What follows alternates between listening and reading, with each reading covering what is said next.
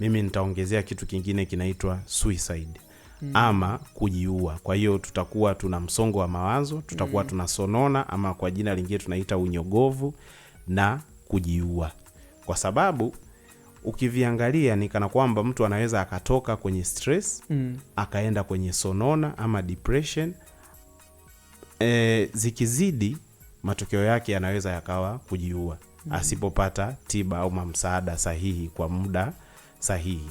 Kwa hiyo unyogovu ama sonona tunaweza tukaielezea kwamba ni hali ya kiafya ya akili ama tunaweza tukaita ugonjwa wa akili, ambapo kunakuwa na ugonjwa huu unaathiri hisia, mwili, lakini pia na mawazo. Kwamba sasa tunaweza tukauonaje huu ugonjwa? Kunakuwa na dalili kadhaa ikiwemo mtu anashindwa kufanya kuzingatia, kukosa usingizi, kupoteza hamu ya kula, uchovu wa mwili, anakuwa na hisia za huzuni kali ama hatia kutokana na msaada au kukosa, anakata tamaa kabisa, na anakuwa na mawazo ya kukatishwa tamaa ama na mawazo ya kifo. Sasa katika namna moja tukiangalia tunaona kwamba dalili ni zile zile, lakini tutasemaje kwamba huyu mtu sasa yupo kwenye sonona au huyu mtu yupo kwenye stress? Tutazitofautishaje? Ni kwamba dalili zinaweza zikawa ni zile zile, lakini zikiwa kwenye sonona zinakuwa ni kali zaidi na hudumu kwa kipindi cha muda mrefu, kwa takriban wiki 2 na zaidi. Kwa hiyo tunaweza tukawatofautisha hawa watu kulingana na kiwango cha zile dalili, lakini pia na muda. Kwa hivyo ni vitu viwili ambavyo tunaweza vikatusaidia kutofautisha kwamba huyu mtu anapitia stress ama kwa jina lingine msongo wa mawazo, ambao mara nyingi sasa tukiuona unakuwa ni msongo mbaya wa mawazo. Lakini kumtofautisha na mtu mwingine maana yake ni kwamba hizi dalili zitakuwa ni kali zaidi na zitakuwa zinachukua kipindi cha muda mrefu. Hapa ndo tunaweza tukasema kwamba huyu mtu sasa yupo kwenye sonona. Na sonona isipokabiliwa kwa mwitikio mzuri inaweza ikapelekea kujiua.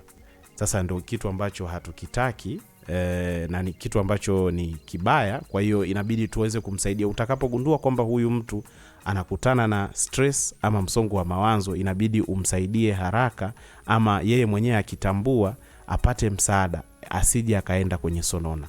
Na ikitokea tumechelewa, ameshafika kwenye sonona, inabidi tumsaidie asije akaenda kwenye kujiua ama kitaalamu tunaita suicide.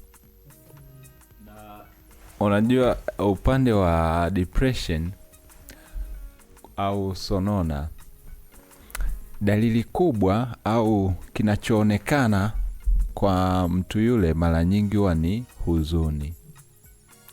Lakini sonona ni zaidi ya huzuni. Yaani ni tofauti tu, yani huwa iko zaidi ya kile kinachoonekana, kwa sababu mtu mwenye sonona mara nyingi yani ana mambo mengi ndani yanayoendelea, na muda mwingine yeye hafahamu kabisa kwamba yupo kule. Yeye anaweza akawa anasema mimi niko sawa, lakini nyie mnaomuona ndo mnaona kwamba huyo hayuko sawa. Sasa wanakuaga na ile kukata tamaa, yani amekata tamaa kabisa. Vitu vile alivyokuwa anavifurahia mwanzoni, vilivyokuwa vinamfurahisha mwanzoni, kazi alizokuwa anazifurahia mwanzoni, hana time nazo kabisa tena. Tena kuna ile mbaya zaidi, ni ile inawatokeaga mama baada ya kujifungua, inaitwa postpartum depression. Yani yule mtoto kama sio wake hivi. Ila nyie mnachoona nje, mnachoona nyie ni mtu mwenye huzuni tu. Kuna muda anaweza akawa hatulii tu basi, yupo na huzuni zake, kukaa hakai, ni kutembea tembea tu mle ndani, alafu uelewi hata anachokifanya. Sasa ndo hicho anachosema kwamba ile ikienda zaidi, mara nyingi ndo wanakuja na ile kutaka kujidhuru au kujiua. Sasa hiyo ni anakuwa yuko mbali sana kwa muda huo. na anaweza asiishie kutaka. Mtu akishaanza kufikiria hivyo anaweza asiishie hapo, na mpaka anaweza akawa na mpango wa jinsi atakavyojizuru au jinsi atakavyojiua ukiongea naye vizuri. Sasa kwa kifupi dalili za unyogovu ni kama ambavyo tumezisema hapo, kwamba kunakuwa na huzuni, kunakuwa na wasiwasi, au mtu anakuwa na hisia tupu. Yani anashindwa, kunakuwa na kupungua kwa nguvu, kunakuwa na uchovu. Yani mtu mkimwangalia unaona tu kabisa huyu mtu amejawa na hisia tu muda wote. Anapoteza hamu ya shughuli za kawaida zile ambazo huwa anapendelea kuzifanya. Unakuta mtu yupo tu. Kulala kunakuwa na kupitiliza, au anakosa kabisa usingizi. Kunakuwa na mabadiliko ya hamu ya kula, hata uzito unaweza ukapungua au unaweza ukaongezeka kulingana na ile hamu yake ya kula. Lakini pia kunakuwa na hisia za kukata tamaa, anahisi hatia, yani anakuwa hajiwezi, anajiona hana thamani, na mawazo ya kifo au kujiua. Lakini pia kunakuwa na ugumu wa kuzingatia au kufanya maamuzi. Yani mtu ameamka ana njaa, tunategemea kwamba chakula kipo ataenda atakula, lakini mtu anashindwa kufanya hata maamuzi ya kwenda kula. Wewe si una njaa, kwa nini huli? Hawezi hata kujielezea. Lakini pia anakuwa anakasirika au analia kupita kiasi. Kunakuwa na maumivu ya mwili ambayo yanashindwa kuelezeka. Kwa mtu anafika kwa daktari, tunategemea kabisa kwamba akisema labda kichwa kinauma, akaunganisha na hiki na hiki na tumbo kuna kutapika, tunajua yawezekana ikawa ni mchafuko wa mkojo, inawezekana ikawa ni malaria, inawezekana ikawa ni pressure, lakini dalili zake zinakuwa hazielezeki. Yani mnashindwa kuzielewa. Kwa hiyo moja kati ya vitu ambavyo unaweza ukavifikiria ni kwamba huyu mtu labda yupo kwenye sonona ama msongo wa mawazo. Na ikiwa mtu ana dalili kuanzia 5 au zaidi ya hizo ambazo nimezitaja hapo juu kwa zaidi ya wiki 2, huyu mtu anapaswa kumuona mtaalamu wa afya ya akili. Kwa hiyo wewe ukiwa kama ndugu au jamaa au rafiki ambaye upo karibu na mtu huyu, unaweza ukishaona hizi dalili, manake unachotakiwa kufanya, namna nzuri ya kusolve tatizo lolote ni kutambua kwamba hii ni changamoto fulani. Wewe unaweza ukawa mtaalamu wa afya ya akili kwa kujaribu kumshauri, na ukiona kabisa kwamba huwezi, unaweza ukamsogeza kwa wataalamu wa afya ya akili waweze kumsaidia, au kituo chochote cha afya ambacho kipo karibu, au mtu yoyote mwenye utaalamu wa changamoto hizi. Sasa kitu cha 3 tulisema ambacho tutaongezea ni kujiua, kwa sababu unatoka kwenye namba 1 msongo wa mawazo. Tukishindwa kukuzuia hapa, utaenda kwenye depression ama sonona ama unyogovu. Tukishindwa kukuzuia hapa, unaweza ukaangukia kwenye namba 3 ambayo ni kujiua. Sasa unyogovu mkali mara nyingi huleta mawazo ya kifo au kujiua, au ingawa watu wanaweza kukwepa kuzungumzia hali hii na mazungumzo, lakini ambacho tunatakiwa tufahamu ni kwamba tukifanya mazungumzo na mtu ambaye ana mawazo ya kujiua, tunaweza tukamsaidia. Na kumekuwa na dhana potofu kuhusu kujiua. Mtu anaweza kwamba mtu anafikiria kwamba mtu akitaka kufa hakuna namna ya kumzuia. Hiyo sio kweli. Wengi tu ukizungumza nao au akipata msaada ule wa awali, anaweza akasaidika. Na mara nyingi akipata ule msaada wa awali hafikii kule kujiua. Hao watu wengi wanakuwa tu wanachotaka ni msaada, si kufa. Kwa hiyo ukimsaidia unaweza kumuokoa. Kwamba kwa sababu kile anachokikusudia kukifanya sio akili yake halisia inayomsukuma kufanya vile. Kabisa. Okay. Ndio. Na dhana potofu nyingine ni kwamba nikimuuliza mtu kuhusu kujiua nitampa wazo. Yani kwamba unamuona mtu amelegea, unaona kabisa mtu anapitia dalili za sonona ama unyogovu, unasema kwamba nikimuuliza, wewe unafahamu kwamba nikiendelea akiwa katika hali hii anaweza akajiua. Unaogopa, unasema nikimuuliza kuhusu kujiua naweza mimi ndo ninamwekea wazo akaenda kujiua. Hii sio kweli, kwa sababu wewe ukimuuliza unaonyesha kujali. Na mwanzoni tumesema kwamba hawa watu wanahitaji msaada, si kufa. Kuna situation nyingi. Kwa mfano nadhani hizi tumekutana nazo au tumesikia kwamba nilimkuta mtu ameweka kitanzi, anataka kujinyonga. Mimi nitajiua. wanaojiua huwa hawasemi. Lakini mtu ukienda ukimsaidia pale, mwingine anakuambia unataka kujiua, jiue sasa, hafanyi. Lakini pia mawazo mengine potofu ni kwamba kujiua hutokea ghafla. Sio kweli, huwa kuna dalili nyingi mpaka mtu anafikia ule uamuzi. Na kwamba unaposhindwa kuziona au kuzitambua zile dalili, eventually ama mwishowe huyu mtu atajiua. Hivyo ni vitu ambavyo tunatakiwa tufahamu. Sasa je, hizi dalili ni zipi? Kwamba mpaka mtu anafikia sasa kujiua. Ya kwanza huwa ni kuzungumza kuhusu kujiua. Mara nyingi hii huwa ndio dalili ya kwanza. Sasa tunaweza tusiione au tunaweza tusikutane nayo, kwa sababu mtu anaweza kaa wakati anazungumza sisi hatupo, au hatukuwa na mazungumzo naye, au alikuwa mbali. Mtu ametoka zake labda mjini, ghafla tu ameenda kijijini na alikuwa tu ana maisha mazuri. Unaweza kukuta watu ambao walikuwa wanamzunguka mjini walikuwa wanafahamu kwamba huyu mtu alikuwa anasema yani mimi nimechoka bwana kuhusu haya maisha, yani bora hata ningekuwa nimekufa tu, sioni thamani kabisa. Kwa hiyo mara nyingi huwa ndio dalili ya kwanza. Lakini pia kunakuwa na zile kauli za kukata tamaa au kuto kujiona wa thamani. Mimi si kitu tena, mimi siwezi, mimi nilikuwa tajiri, sasa hivi angalia, ona mimi maskini tu. Lakini ukimwangalia ni kwamba yawezekana ameshuka katika kiwango fulani, lakini si maskini ukilinganisha na yule maskini ambaye wewe unamfahamu. Kwa kunakuwa na hizi kauli za kukata tamaa. Lakini pia anakuwa na kufikiria sana kuhusu kifo. Sasa sisi hii tunaweza tusitambue kwa sababu anawaza yeye. Na mawazo hayawezi tukaya broadcast. Ama mimi mawazo yangu ninayaongea hapa, wewe unayasikia. Lakini yakibaki kichwani bila mimi kuongea, huwezi ukayafahamu.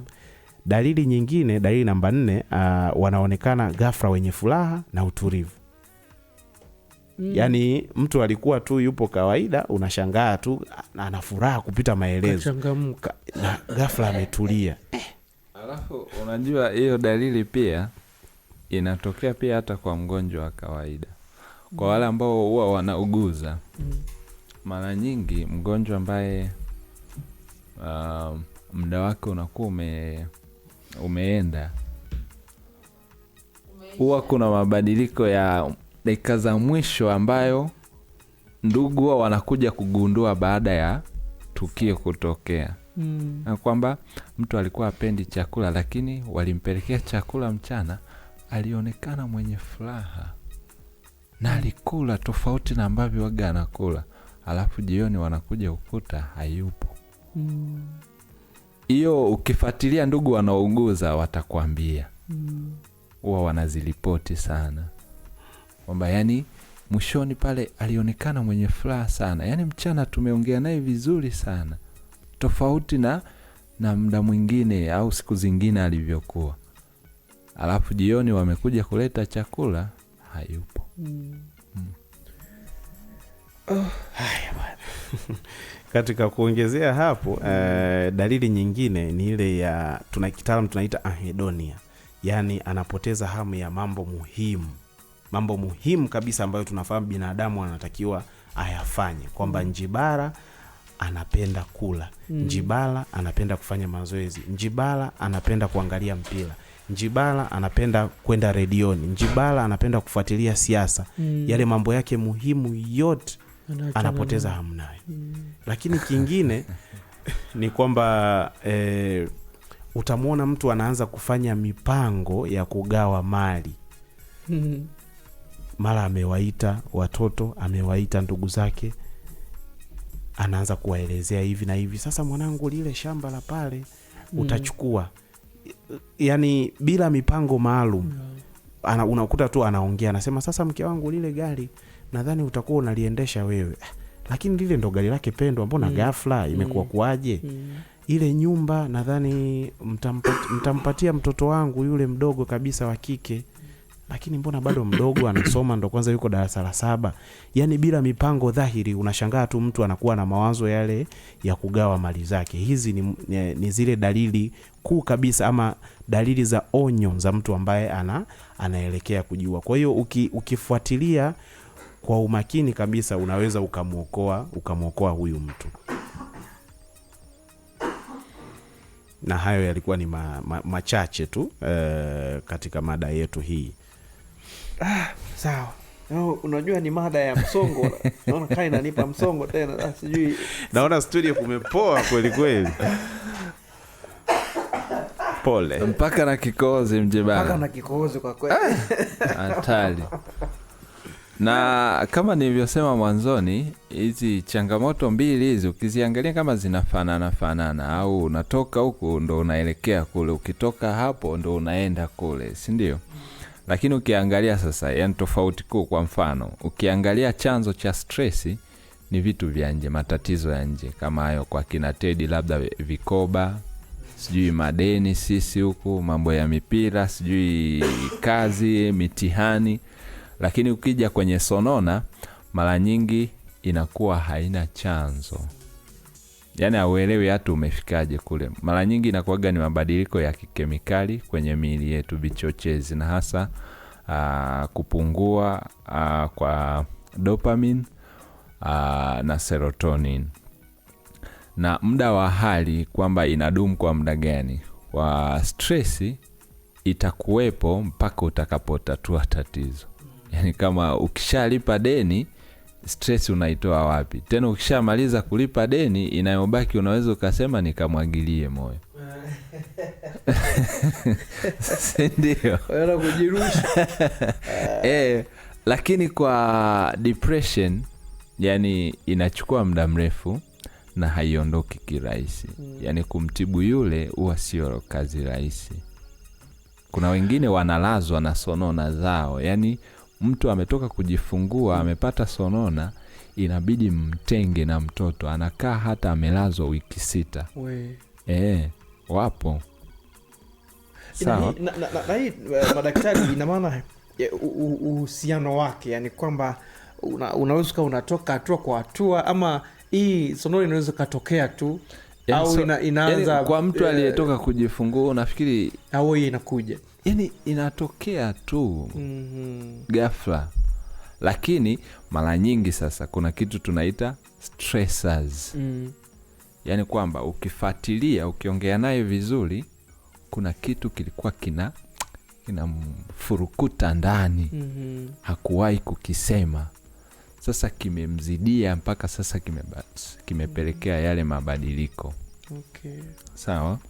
Na tofauti nyingine ya kuzitofautisha ni athari kwa furaha. Kwa stress, yani mara nyingi anaweza akawa bado anafurahia maisha yake. Yani kwa mfano mtu anayewaza mpira, labda tukio la Simba na Yanga, haimzuii kula. Si ndio? Anaweza akawa anafurahia mambo mengine. Lakini mtu mwenye sonona, ile furaha waga ndo imeondoka kabisa. Ndio maana yani tunasema ni zaidi ya huzuni. Yani ile huzuni inayoonekana ni zaidi ya hapo, kwa anayoyapitia inaenda zaidi ya ile huzuni ambayo tunaiona. Na stress tumesema ni hali ya kawaida ya maisha, lakini kwa sonona ni changamoto ambayo inahitaji msaada. Sasa changamoto za akili zilivyo sasa ni kwamba mara nyingi sisi tunaoona, muda mwingine huwa tunashindwa kuwasaidia kwa sababu tunaona kama yeye amebadilika. Kwa sababu mtu mwenye sonona au mwenye changamoto ya akili ambayo imemkumba vizuri, anakuwa kama anajitenga na wenzake. Kwa mnakuwa mnamuona yeye kama yeye ndo amebadilika. Na badala ya kumsaidia, tunamuona ndo tunaisha kumuona yeye amebadilika. Lakini badala ya kufanya judgment kwake, unatakiwa umapproach vizuri, kwa maana ya kwamba kuna mabadiliko rafiki yangu, tunayaona. Kuna nini kimekukumba? Funguka tukusaidie. Badala ya kuja moja kwa moja, fulani bwana siku hizi amebadilika bwana, hataki hata kuongea na sisi. Kuna anayoyapitia mpaka amefikia hapo. Ukienda moja kwa moja tu kumjaji wewe, inawezekana ndo kawa wanasema unasiliba chumvi kwenye kidonda. Ndio unaenda unazidi kumdidimiza. Lakini ukimapproach kwa namna ya kumsaidia, inawezekana akaanza kufunguka. Kwa sababu changamoto ya akili bahati mbaya ni kwamba inahitaji mtu afunguke. Bila kufunguka unaweza ukakosa namna ya kumsaidia. Kwa sababu unahitaji kufukua, kujua chanzo cha yeye kufika kule. Alafu kutokea kwenye chanzo ndo uanze sasa kufanya kazi ya kumrudisha kwenye hali yake ya kawaida. Okay. I see. Hai, msikilizaji, tunakupa nafasi kidogo hapa pia. Maana ni issue ambayo inatukumba. Wakati mwingine jambo linaanza kama la kawaida, baadaye sisi kule Usukumani tunasema linatuleteleza kwenye changamoto kubwa. Sasa wakati wanazungumza madaktari hapa, wanazungumzia masuala ya depression, wanazungumzia masuala ya stress, kuta mada tena inaleta stress. Sijui nikawaza kitu gani. Lakini mimi ya kwangu jamani hainipeleki huko kwenye kukosa kula na nini. Hii nafikiri nimefikiria tu na mimi nimekumbuka. Hasa kwenye kale ka scenario dakika za jioni mtu anachangamka. Sawa, lakini dakika 46 hivi sasa. Sijui kama kuna sehemu ambayo inaweza tukamruhusu msikilizaji, ama kuna vitu bado havijakazwa hapo vizuri. Tunapenda kuwakaribisha ndugu wasikilizaji wachangie mawazo yao, au kama kuna mtu ambaye wanafahamu anakutana na hii changamoto ili aweze kupata msaada. Lakini tukirudi mwanzoni zaidi, tuangalie kwamba inaanza kama msongo wa mawazo, baadaye inakuwa sonona ama unyogovu, baadaye inaweza ikafikia kwenye kujiua. Sasa inabidi tujitahidi, tupambane, tuondoe hapa mwanzoni. Mtu anapokutana na stress, je, ni mbinu gani ambazo zinaweza zikamsaidia yeye kukabiliana na msongo wa mawazo? Ya kwanza, inabidi huyu mtu apange muda wa kupumzika. Yaani hakikisha fanya yote, lakini hakikisha unapata muda wa kupumzika. Kingine, anatakiwa asimamie muda wake kwa ufanisi. Maana yake anatakiwa apange ratiba namna gani ya kufanya mambo yake, kwamba nitaamka saa 1, nitafanya 1 2 3, nitafanya hivi. Kwa ile kwamba anakuwa na ratiba kabisa ya kufanya vitu fulani, na anaweza na anapanga kabisa kusimamia muda wake. Hii itamsaidia yeye asije akaingia kwenye wimbi la mawazo. Cha tatu, anatakiwa ajifunze kusema hapana. Sio kila kitu unachoambiwa unasema ndio. Jifunze kusema hapana. Hapana kwa makundi, hapana kwa tabia ambazo unaziona kabisa ni hatarishi. Lakini kingine, na kuna hapana zingine hazihitaji maelezo, ni hapana tu basi. Kwa nini? Nimesema tu hapana. Yani uwe na limit kwamba mimi hiki hapana. Sijui hapana. Lakini tutakuja kuona kuna muda inabidi ujifunze kusema ndio. Hakikisha unaweza kufanya mazoezi mara kwa mara. Fanya mazoezi mara kwa mara, itakusaidia. Kingine, kubali mabadiliko. Ndio hiyo sasa, inabidi useme ndio. Si kila kitu utasema hapana tu. Kuna vingine inabidi useme ndio, upate amani ya moyo, mambo mengine yaendelee. Mzazi amefariki. Kubali kwamba mzazi ameshaondoka. Ukiwa unang'ang'ania kwamba yupo, ndo hiyo sasa stress. Lakini kingine, useme ndio. Epuka mbinu hatarishi za kukabiliana na changamoto zako. Kunywa pombe kwa wanaume, wanawake, uvutaji wa sigara na vitu vingine ambavyo kabisa ni tabia hatarishi. Tumkaribishe ndugu msikilizaji. Haya, msikilizaji, karibu sana kwenye mada hii. Ndio maisha yetu ya kila siku. Kuna mtu mmoja akasema, kitupa jiwe gizani, alafu ukasikia mlio wake ni kama umetua kwenye ngozi ya mtu, alafu kasikia mlio, unajua limempata. Lakini ukasikia mpaka linasereleka, unajua halijapata popote. Sasa ukisikia hivi, ujue hii imewakuta watu. Tadi upo? Nipo sana. Haya bwana, ujumbe mfupi ukwe. Na nilikuwa nakufuatilia sana kwenye ile hamu ya kukosa chakula. Nakosa hamu ya chakula kwa sababu ya Simba. Mimi sijataja. Ile ilitokea tu mara Ile moja. ni msongo wa mawazo, ni depression. Sikufikiria Dr. Patrick. Sikufikiria timu mbovu kama ile kutufunga tulia 5. baba we, tulia. Ile Alipata msongo mbaya wa mawazo, distress. Yani tukienda kunywa supu, ye chapati kadhaa anazipiga, lakini siku ile nusu, yani hata nusu alishindwa. Lakini uzuri alifanikiwa kutoka huko. Kwa sababu nilikuwa naye nikaanza kama kumrudisha, kumshusha ile nini kwamba we ni mpira tu unapita, ni vitu vya kupita hivi. Watoto wanakutegemea, mke wako yuko kule, hebu walete familia yako mbele yako. Alirudi kwenye hali yake. Wengine wana stressika na mapenzi. Hivi unajua utamu wa milinda nyeusi? Chips yai. Kweli. Unapata stress. Sasa msikilizaji, nafasi unayo 0733218077. Tayari simu hiyo yenye ujumbe wako mfupi tumeikamata hapa, lakini kupiga simu yako moja kwa moja tunazo dakika 5 tu za kukupa. Ni 0737450310. Piga simu yako kwenye namba hiyo 0737450310, namba yetu ya siku zote hapa studioni.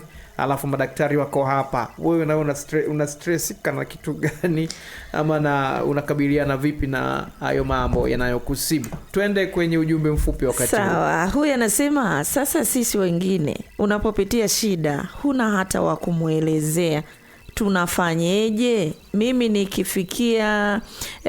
nilifikia hadi hatua ya kununua sumu Wema kutoka Mataifani au Mama Simon.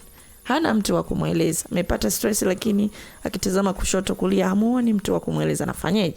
Lakini huo ugonjwa wa sonona au stress una dawa?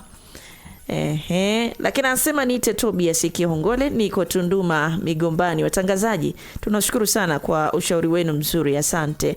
Haya madaktari. Lakini anasema kwa dalili hizo kuna jirani yangu imemkumba shida, unamwelekeza vizuri mwanzo, anaenda poa, mbele anabadilika. Je, unamwepusha vipi mtu kama huyo? Maana kuna muda anakuwa mkali sana, kisa anaelekezwa na mdogo wake. Ishu kubwa anaishia kunywa pombe kutoa mawazo.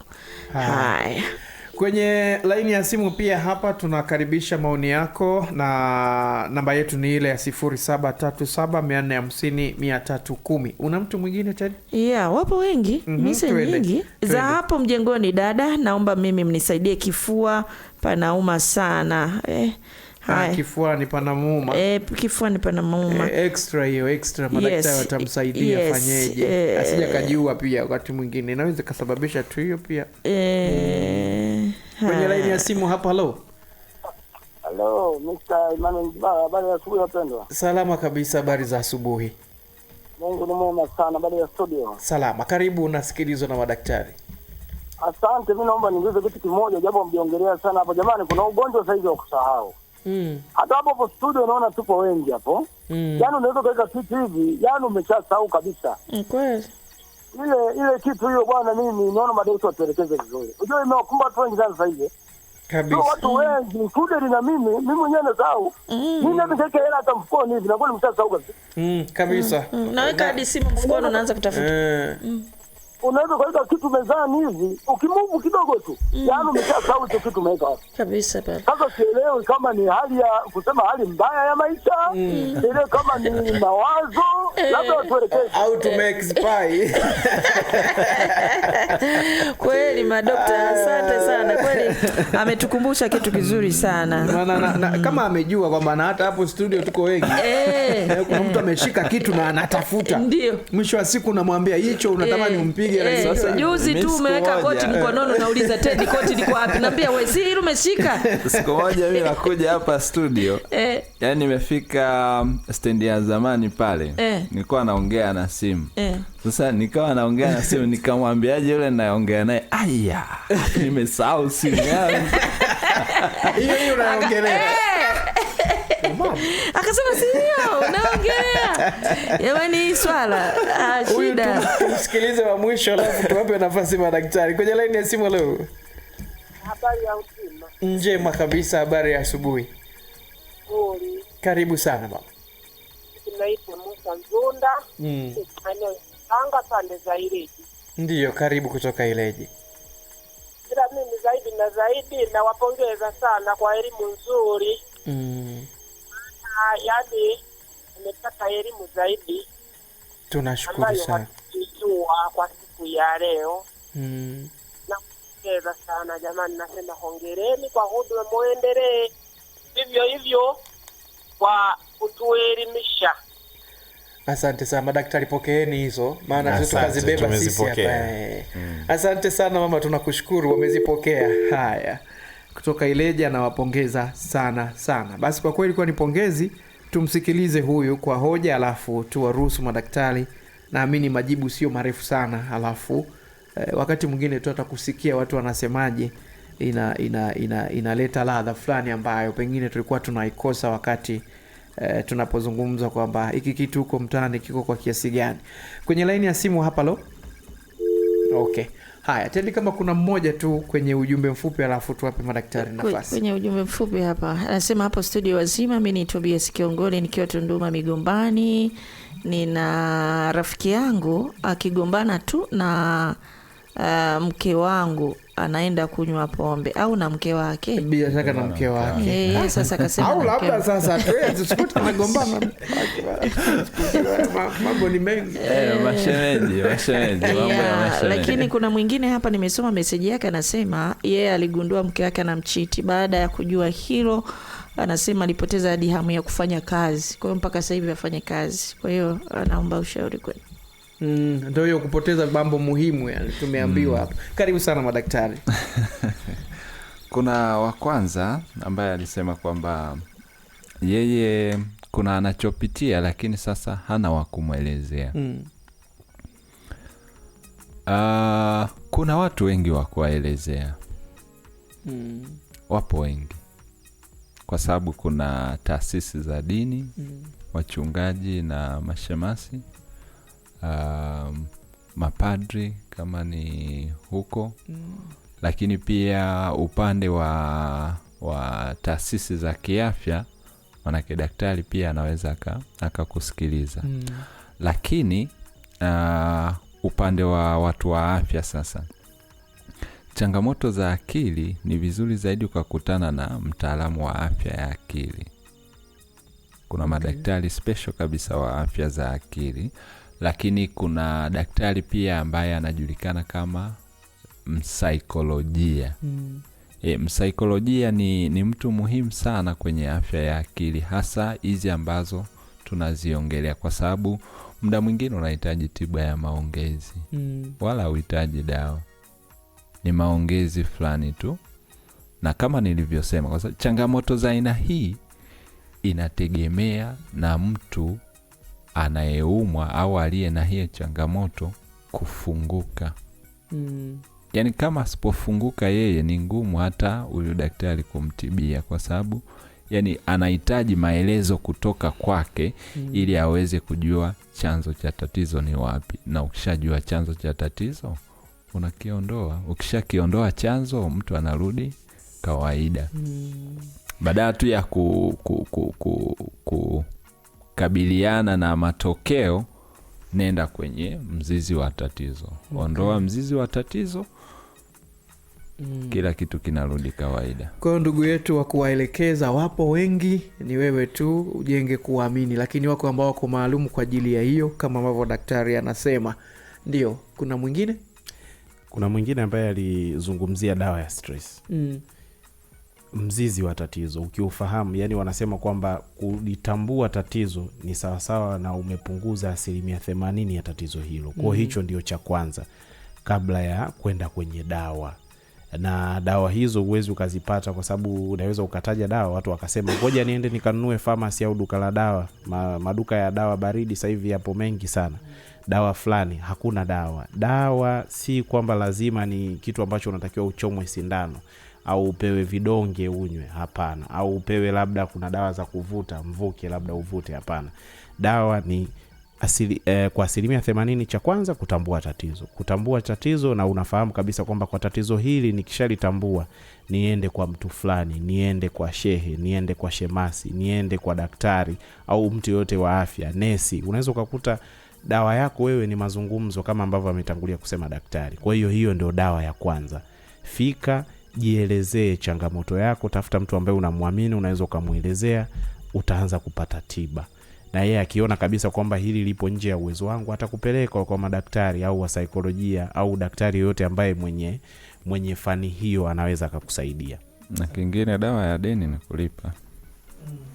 Deni? Dawa ya deni ni kulipa. Kama deni ndo chanzo cha stress, maliza deni. Sina uwezo nalo. Wametaifisha nyumba. Wameondoa kila kitu. Basi yale yanayohimilika fanya kutafuta tu dawa ya kuzuia mawazo. Sasa kuna yule wa kusahau. Sasa hili ilikuwa ni kwenye chumba cha daktari pia. Kusahau kifua pia. Kwa kifua msaidieni tu kama anaumwa kifua. Anasema kifua. Okay. Sawa. Akafanyaje? Tuanze na la kusahau. Kwenye chumba cha daktari nayo hiyo ilikuwepo.